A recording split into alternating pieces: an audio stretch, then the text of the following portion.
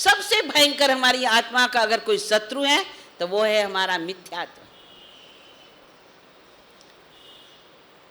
जब तक मिथ्यात्व छूटेगा नहीं, सम्यक हमें मिलेगा नहीं, तब हम सही बात को समझ नहीं पाएंगे,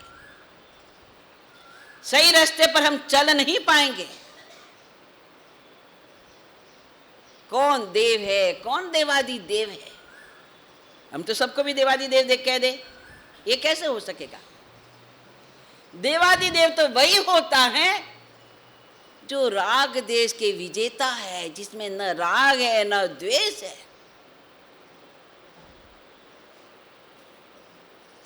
वह तो देवताओं का भी देव है,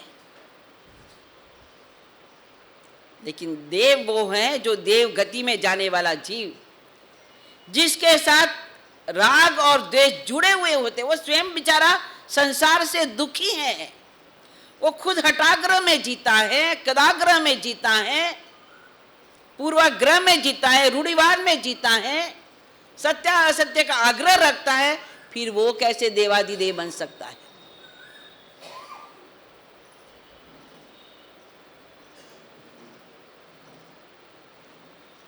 इसलिए मनुष्य जीवन में वितराग वाणी पाने के बाद भी, इसलिए तो यहाँ पर चतारी परम मंगलानी दुल्लानी जंतुनो मानुषम सुचता संयमी वीर्यम। मनुष्य जन्म मिल गया, मनुष्य जन्म मिल गया ना भाई पवन साहब, मिल गया ना? सब बराबर मिले, पांचों इंद्रिय परिपूर्ण, कोई एक इंद्रिय में भी कमी है? आंख बराबर, नाक बराबर, जीवा बराबर, कान बराबर, हाथ पांव बराबर, पांचों इंद्रिय परिपूर्ण मिल गई। अच्छा मनुष्य जीवन मिल गया, अच्छा कुल मिल गया, धन संपत्ति पूर्वजों की कृपा से सब कुछ मिल गया।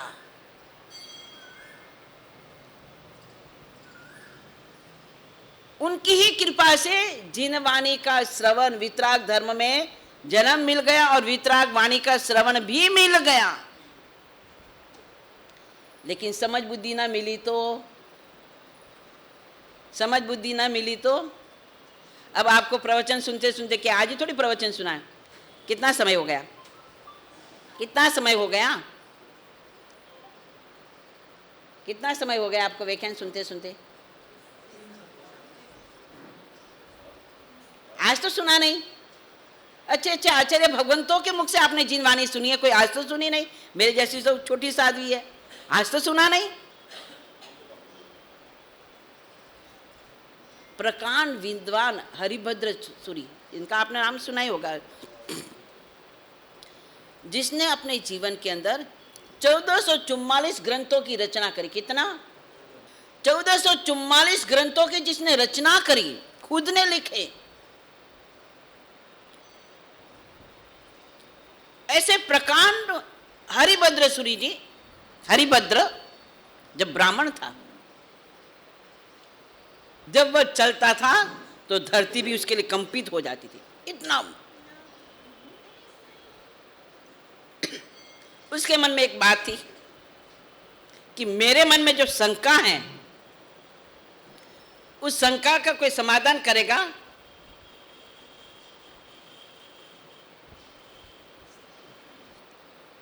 मेरे मन की शंका का जो समाधान करेगा, मैं उनके अनुसार जीवन जीना प्रारंभ कर दूंगा। संयोग से एक बार ऐसा ही बना, उस गांव में कुछ साध्वी भगवंत आई हुई थी और वो स्वाध्याय कर रही थी। अब वो कभी जैनों के पास से निकलता नहीं था, निकलना संयोग से निकलना हो गया, और जैसे वो साध्वी स्वाध्याय करे, उनके स्वाध्याय के शब्द उसके कान में पड़ गए।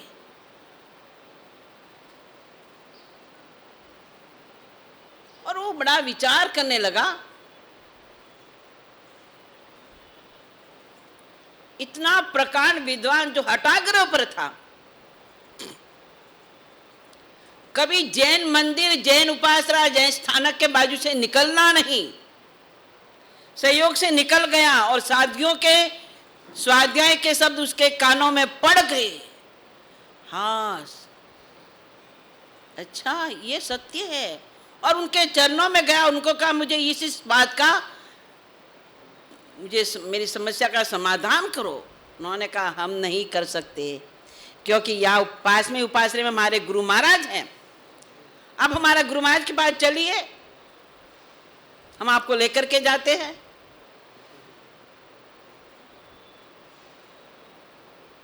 वो साध्वियां हरिभद्र को गुरु महाराज के पास लेकर के जाती हैं, और जब गुरु महाराज ने उनके मन की समस्या का समाधान करा,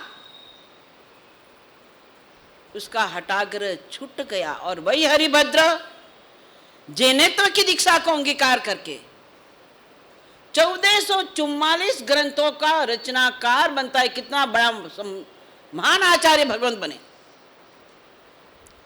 जो अभी मैं बता रही हूं, अंबाला के अंदर परम श्रद्धेय गुरुदेव कौखंड दीपक रत्नाकर सूजी महाराज साहब की भावना के अनुसार वर्तमान गच्छाधिपति गुरुदेव धर्मधुरेंद्र सूजी महाराज ने हरियाणा क्षेत्र में अंबाला शहर है, और जहाँ पर हमारे परमार्थ क्षेत्रीय गुरुदेव विजय इंद्रदीन सूजी महाराज साहब, जिनका काल धर्म हुआ था, वहाँ परमार्थ क्षेत्रीय उनको इसलिए कह रहे हैं कि उन्होंने अपने जीवन के अंदर 4 लाख से भी ज्यादा परमार्थ क्षत्रियों को जैन धर्म का बोध दे करके जैनी बनाए। अभी ये रसिक है ना, ये भी वहां का है। ये सारे पुजारी आए कहां से? उनको पुजारी बनाने वाले कौन? कई पंडित हैं, कई पुजारी हैं। ये गुरुदेव की कृपा, परमार्थ क्षत्रिय गुरुदेव, जिन्होंने 4 लाख जो बेचारे शिकार करते थे, बस शराब पी लेना, बैठ करके जुआ खेल लेना, बस सबके घर में तलवारें लटकती रहती थी। वो क्षेत्र में जाना भी अपने बस की बात नहीं, क्योंकि आदिवासी क्षेत्र था। लेकिन परमार्थ क्षत्रिय गुरुदेव आज उसी क्षेत्र में से निकले, उसी क्षेत्र में से निकले। उन्होंने वहां दीक्षा ली। छोटी सी उम्र में उनको वैराग्य आ गया था।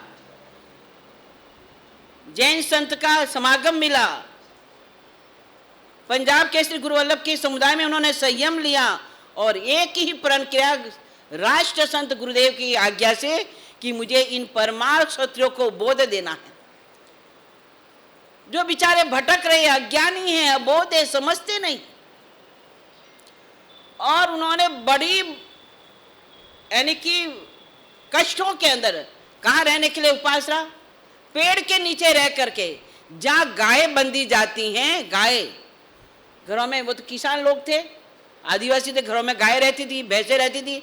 उस वाड़ों में रह करके उन्होंने अपना समय निकाला, और वहाँ जा करके उन लोगों को प्रतिबोध दिया। 4 लाख जैनियों, 4 लाख परमार्थ क्षत्रियों को उन्होंने जैन बनाया। जो आज हमें बहुत सारे गांवों में, तीर्थों में वो पुजारी के रूप में मिलते हैं। और बहुत सारे पंडित हैं, वहाँ के पंडित भी बहुत है जो पाठशालाएं चलाते। अभी यहाँ है ना राणा, अपने नाकोड़ा में, प्राय करके वहीं के लोग मिलेंगे। और वो प्रदूषण कराने जाते हैं जगह जगह पर। वो है कौन? सारे पंजाब क्षेत्रीय, वो बौड़ाली क्षेत्र के परमार्थ क्षत्रिय गुरुदेव की कृपा से वो बने हुए जैन हैं।